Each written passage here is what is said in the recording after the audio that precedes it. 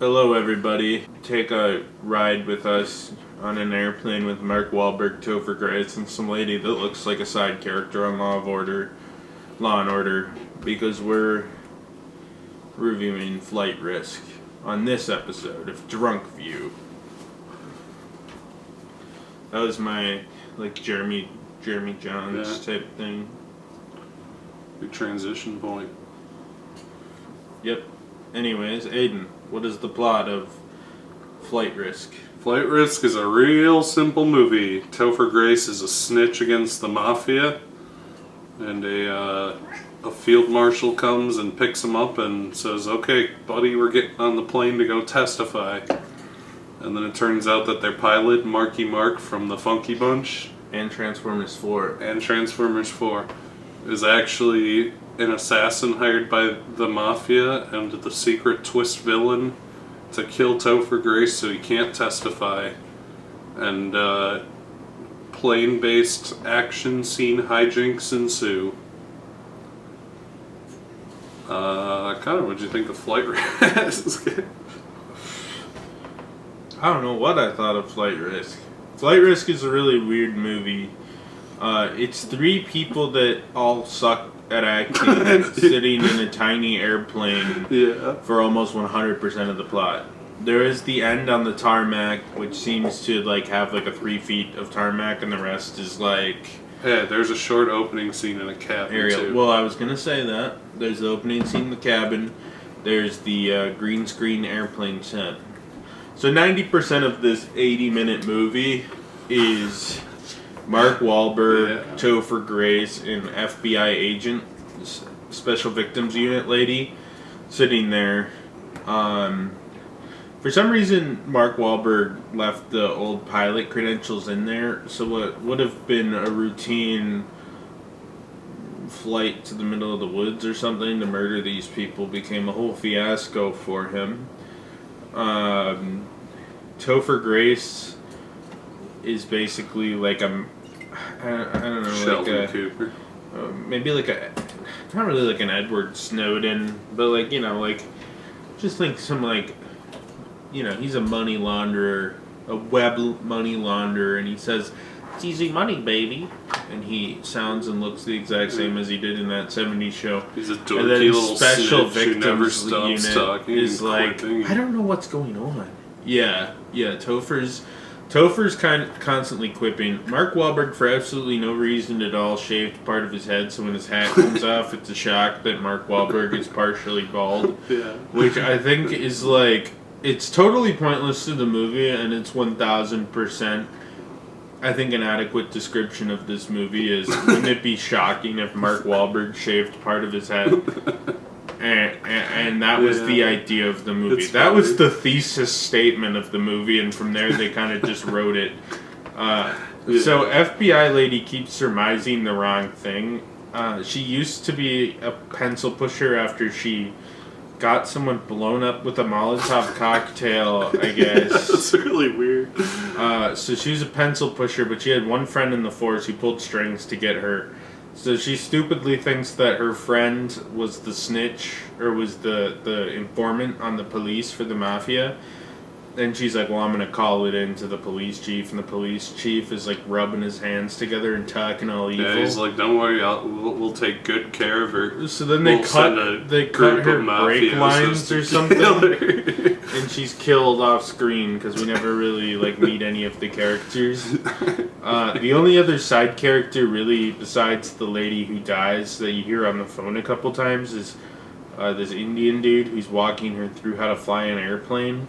He's Middle Eastern, same to his son. But Mark Wahlberg, it's kind of like a cartoon or something in that so Mark Wahlberg tries to strangle her and she manages to defeat him, and then the gun moves to the back of the plane so no one can get it, but he's handcuffed. And then he gets out of that restraint and he attacks her, and then she beats him up and restrains him again to something else, and then he breaks out and he stabs Topher Grace 5 times. And then he beats her Then she beats him up and restrains him again. And he breaks out. That's the pretty much like clockwork. Every like 20 minutes in this movie. Yeah, Mark Wahlberg is chained up, breaks free, chained up, breaks free, chained up, breaks free. Yeah, you need something to break up the scenes where she's just not... every 20 minutes on the dot. It's like a bunch of scenes where they're like, I don't know how to fly an airplane. We need to like fly this plane, and they talk to the pilot guy, and he's like, nope, you guys are flying the plane great. And then it's like, oh, it's been 15 minutes, and then Mark Wahlberg like punches out of his handcuffs and comes and starts stabbing. I think one of the most infuriating things is, so you as the audience largely get the full view. It's never a shock to the audience that Mark Wahlberg's breaking out, but neither Topher Grace nor Special Victims Unit finds it particularly pertinent to their effort to check him and make sure he's not trying to break out of whatever flimsy thing they put on now. Yeah, they get him in like a millimeter they put him in a millimeter zip tie that he cuts through. And then they put him in handcuffs on a flimsy metal pipe that he breaks through, and it's like, bitch, just watch him. Just, I know you have to fly, maybe Topher Grace, because give Topher Grace a knife and have him stand back there menacingly. Yeah. Well, Topher Grace just kind of bitches and quips the whole time. It's really fucking weird. He's just annoying. But he doesn't really have much urgency. Like, he's scared of Mark Wahlberg. And one thing I also noticed is at the start of the movie, they all have to wear earphones because otherwise they can't talk. That is something that after the first fight scene with Mark Wahlberg, out the window. Anyone can hear anyone anywhere in the plane. Not a concern. The noise was a concern for those first couple scenes, so that you have a scene where Eric Foreman is trying to... He figures out the thing before the lady tries to tell her. Because Eddie Brock is trying to make sure she hears him. It's just fucking ridiculous. I don't even know what to say. It looks like shit, mostly. Yeah. The acting is fucking horrendous. The CGI's bad. The directing's not very good. The cinematography's not really interesting in the plane. I feel like in the tiny plane set, they had like 4, maybe 5 angles they could do, like behind the shoulder, over the cockpit, to the left or right of the characters, depending if they're passenger or driving. And straight on with both of them, and the Mark Wahlberg close-up cam. So largely just like switches between these 5 camera angles as Mark Wahlberg laughs and says, "I'm gonna kill you so hard," and then Topher Grace is like, "Did you see the new episode of Rick and Morty?" And Special Victims Unit's like, "I bet it's that bitch Carol in accounting that actually is the snitch." And the characters are fucking horrible. But at the same time, the movie's only 80 minutes. It feels like a Tubi original or something. And like, granted, like a mid-level Tubi original. I'm not talking about one of those hood movies they let on there, Yeah. I'm talking about like, maybe Eric Roberts would be in the Mark Wahlberg role. And then it would actually just be probably Topher Grace plays the same role, and then you got like some guy from Actually, probably Topher Grace and the lady don't have to be changed. Really, Mark Wahlberg gets changed out for Eric Roberts, and this is a Tubi original.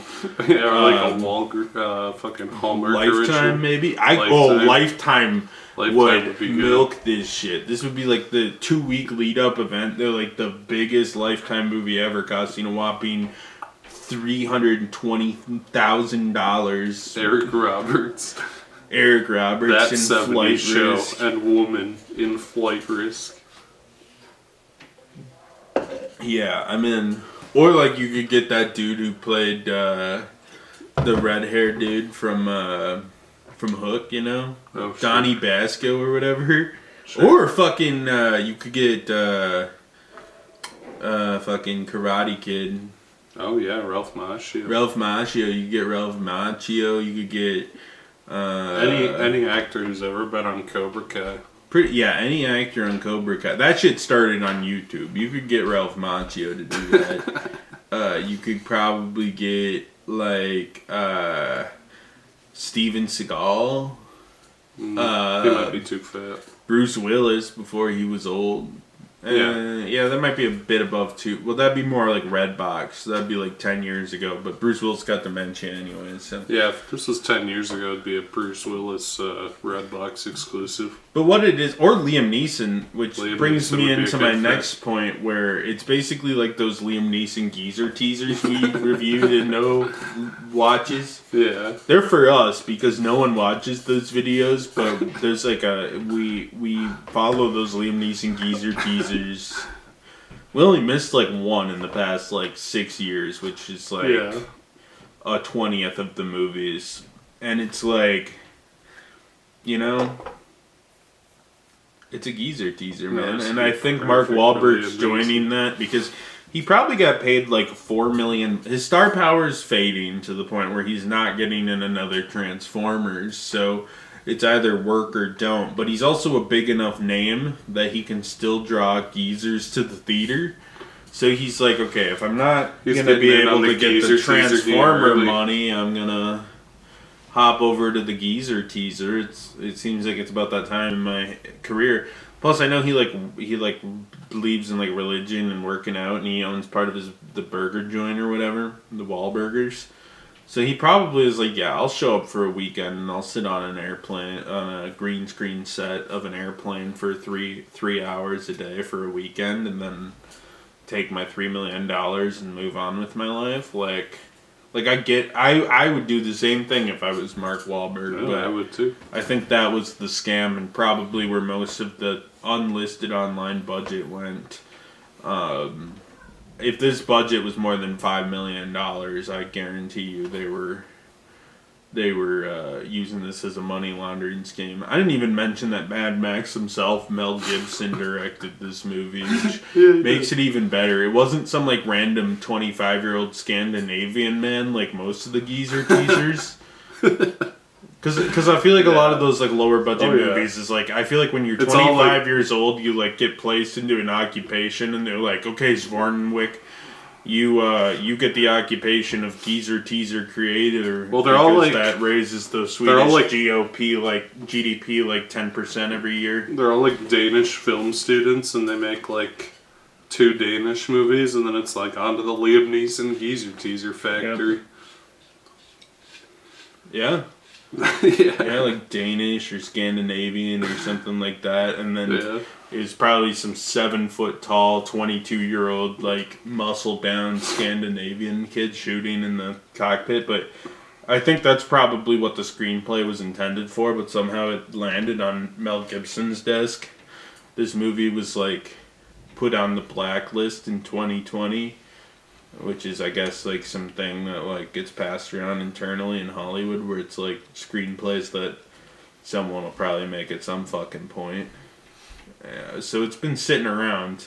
The script's been around for a few years, and I'm guessing it was written for the geezer teaser market, and just somehow Mel Gibson decided to invest his time in this. And yeah. So Hayden, what did you think of Flight Risk? Yeah, it's a stupid Tubi original, a Lifetime original. Pretty much plays out like one of those low budget direct-to-TV, direct-to-video thrillers. I know back in the 80s there was a big resurgence of shit like Avalanche movies and Volcano movies and crap like this, like people in a plane that's gonna crash movies. Yeah, and they just taught. For what it's worth, this one's kind of fun. There's something amusing about how terrible everyone is in this. Like Marky Mark is doing the Marky Mark thing, where he's like a horrible actor and kind of just. That's not his thing. It's just the unfortunate reality for him. I mean, it's not that unfortunate. What's unfortunate about it? He's a huge actor. He does his hammy thing.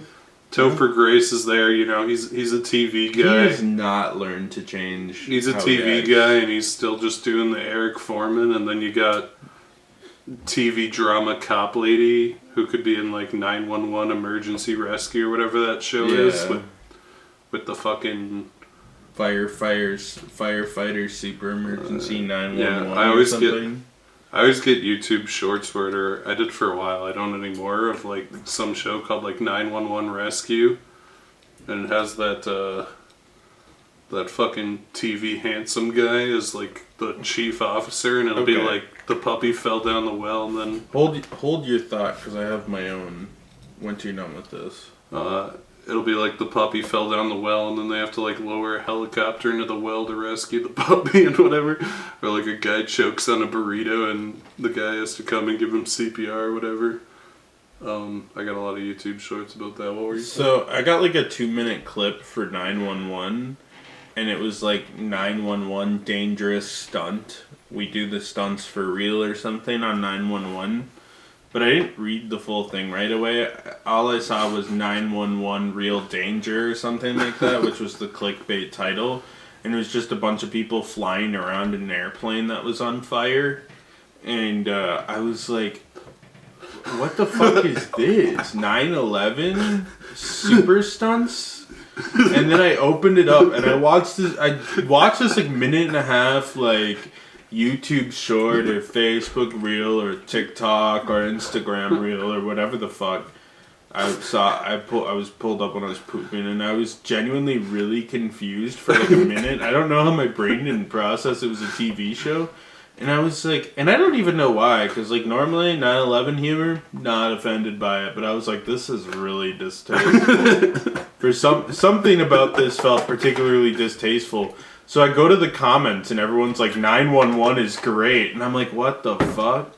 And then finally I'm like, I clicked on it. It was like hashtag NBC, and I was like, oh, okay.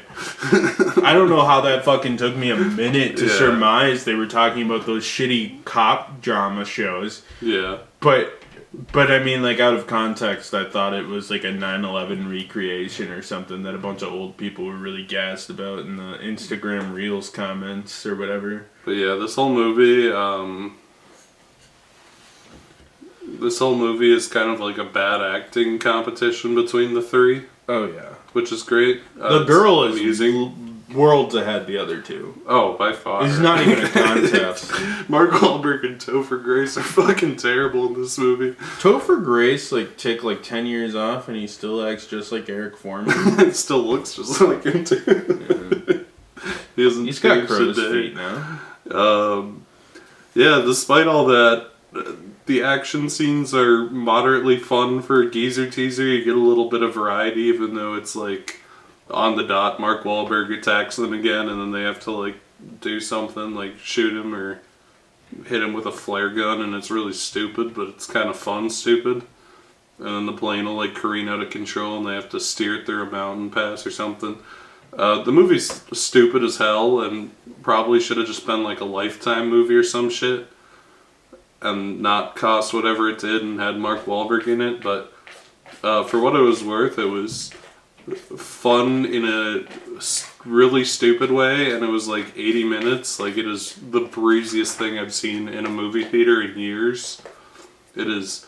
There's 2 minutes of setup where they arrest Eric Foreman, and then there's hijinks on a plane, and then there's the world's worst CGI plane crash, and Mark Wahlberg gets like comically flung out of the plane and hit by a truck. Yeah, I like how they didn't really know what to do with that character. His time in the movie had ended, so they just kind of said he flies off the train and gets hit by a fire truck. Yeah, and then when Topher Grace is getting loaded in the ambulance because he got stabbed, like an assassin guy follows him in, and the woman shoots him and then picks up his phone, and the director of the fucking Marshall's is on the phone, and she's like, I got you now, and then it immediately cuts the credits, and it's done. 81 minutes, whatever the minimum is, stamped, done. not a single second wasted. The ending is weird, because they get off the plane and everyone's celebrating, and she's like, okay, Indian man, I will go on a date with you. But then she sees a guy, like an Armenian man, and she's like, oh, this guy's looking sketchy. But she's thought everyone was sketchy, which is why she got her best friend killed. So you're like, is she just being racist or what? So she's looking, and then she starts chasing down the ambulance as it's moving, and the guy's like, I'm not going to smother this guy while we're moving, or like fill him with morphine. I got a plastic bag, I'm going to suffocate this guy right on the tarmac. Obi, you're interested in that, buddy. So he's like, I'm going to suffocate this guy right on the tarmac. And then she opens the door, which is unlocked. And he's still trying to suffocate Topher Grace.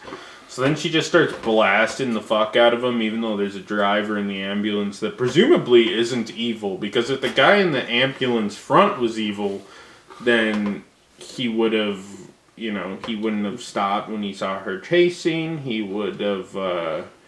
there's multiple reasons. Also, I feel like they would have left pretty significantly before he started killing him. Also, like, this guy Eric Foreman was in critical condition, and they're just like, one guy will do. And also, how did the Mafia have some guy in, like, Anchorage, Alaska as a first responder that was on his payroll that he knew was going to get in there alone? And then he *67 calls the guy... And then after hearing 15 gunshots and nothing else on the phone, he starts saying, "You okay over there?"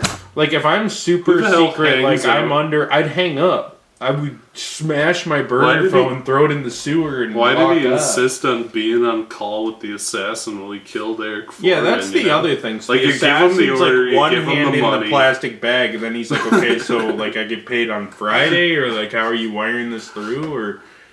what were they talking about? Or was the master plan, he's like, okay, now just keep holding the plastic bag until Eric Foreman is asphyxiated. Like, what was he still on the phone for? But anyway, she blasted the hell out of this guy.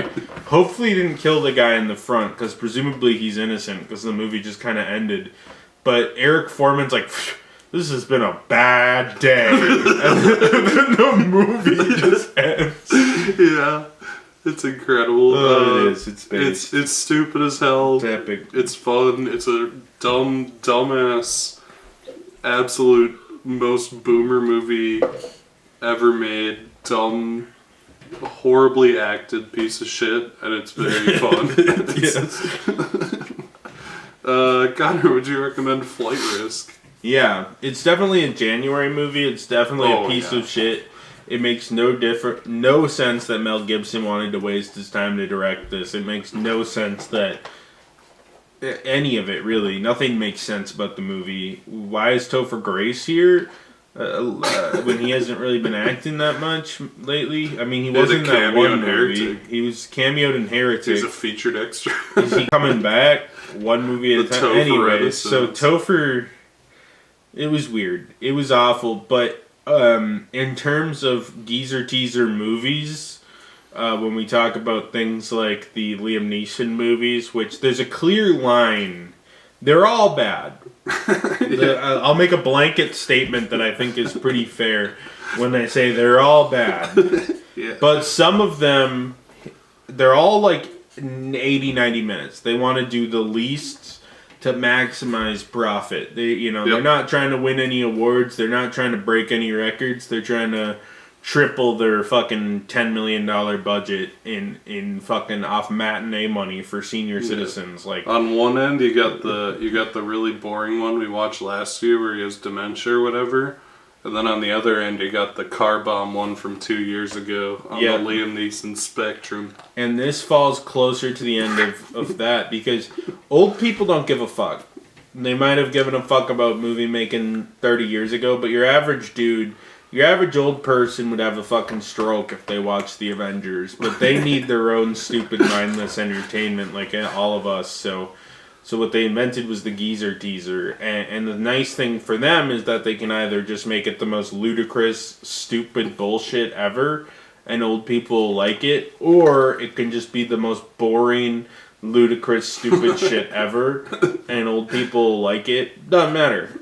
So yeah, you can do whatever. But I like when they land on the ludicrous in a fun way, and I will certify that Flight Risk lands on the fun side, so I'm going to recommend it.